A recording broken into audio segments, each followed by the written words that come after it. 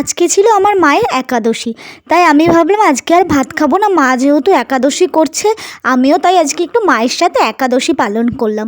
তাই প্রথমে আমি এই মটরগুলো দেখো ভিজিয়ে রেখেছিলাম, ভিজেও গিয়েছে, সকালবেলা ঘুম থেকে উঠে ভিজিয়ে রেখে গেছিলাম, পরিয়ে বাড়ি এসে এখন দেখলাম পুরো ভিজে গেছে।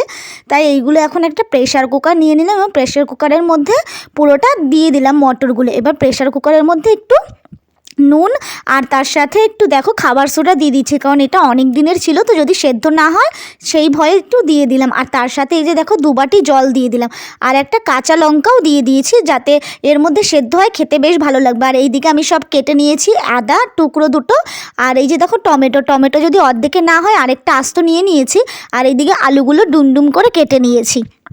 আর এই যে প্রেশার কুকারে দেখো বসিয়ে দিয়েছে, এই যে সিটিও মেরে নিয়েছে। এবার হচ্ছে কি 3-4টে সিটি দিয়ে তারপরে নামিয়ে নেবো, যেহেতু খাবার সোডা দেওয়া আছে বেশি সিটি দেওয়া লাগবে না। তাই দেখো না কীরকম হয়ে গিয়েছে, ভালো করে সেদ্ধ হয়ে গেছে, আর উপরের খোলাগুলো কীরকম সাদা সাদা ওইগুলো উঠেও গেছে। এবার ওগুলো বাদ দিয়ে আর ওই মটরগুলো নিয়ে নেবো। আর এইদিকে তেলটা আমার গরম হয়ে গেছে কড়াইতে, আর আমি একটু চিনি দিয়ে দিলাম। কড়াইতে তেলে একটু চিনি দিলে না কালারটা ভালো আসে রান্নার। তারপরে একটু জিরে ফোড়ন দিয়ে নিলাম, আর একটু এই যে দেখো তেজপাতা ফোড়ন দিচ্ছি। তেজপাতা আর এই জিরেটা ফোড়ন দিয়ে তারপরে একটু খানিকক্ষণ আমি নাড়াচাড়া করে নেব। আর তারপরে আমি দিয়ে দেবো এর মধ্যে আলুগুলো। এই যে আলুগুলো দেখো আমি আস্তে আস্তে সব কড়াইয়ের মধ্যে ঢেলে দিচ্ছি।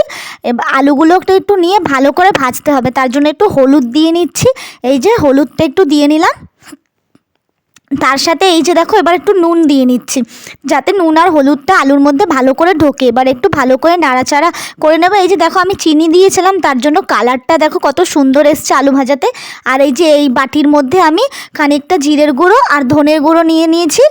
এবার হচ্ছে এর মধ্যে একটু নুন আর তার সাথে একটু হলুদ অ্যাড করলাম, আর আমি খানিকটা টমেটো আর এই যে আদাটা ঘষে নিয়েছিলাম সেটা আমি এর মধ্যে অ্যাড করে নিলাম। নিয়ে এবার মশলাটা ভালো করে নাড়িয়ে চাড়িয়ে একসাথে মিক্সড করে নিলাম, যাতে নুন হলুদ ভালোভাবে মশলার মধ্যে মিশে যায়।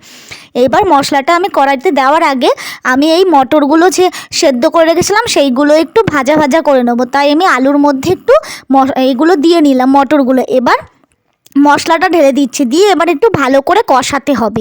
ভালো করে কষিয়ে নেওয়ার পরে তারপরে এর মধ্যে জল ঢালবো। দেখো অনেকটা কষানো হয়েও গিয়েছে, এবার আমি এর মধ্যে জল ঢেলে দিচ্ছি।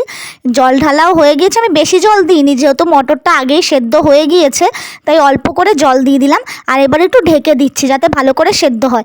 আর এবার আমি খানিকটা নিয়ে নিয়েছি গরম মশলা, ভালো করে এর মধ্যে মিশিয়ে দেবো। এই যে মেশানো হয়ে গেছে, এবার খানিকক্ষণ আমি প্রায় 5 মিনিট মতো লো আঁচে রেখে এবার মটরটাকে সেদ্ধ হতে দেবো ভালো করে, তারপরে নামিয়ে নেব। চলো আজকের ভিডিওটা এই পর্যন্তই, টাটা।